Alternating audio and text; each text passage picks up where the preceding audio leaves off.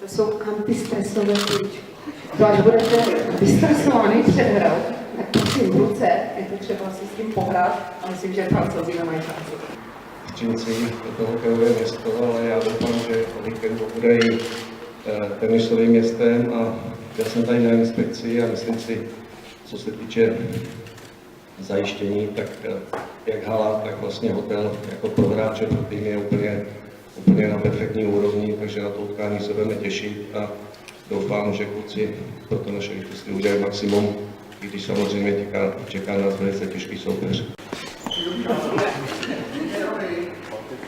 Se smí asi udávat, že to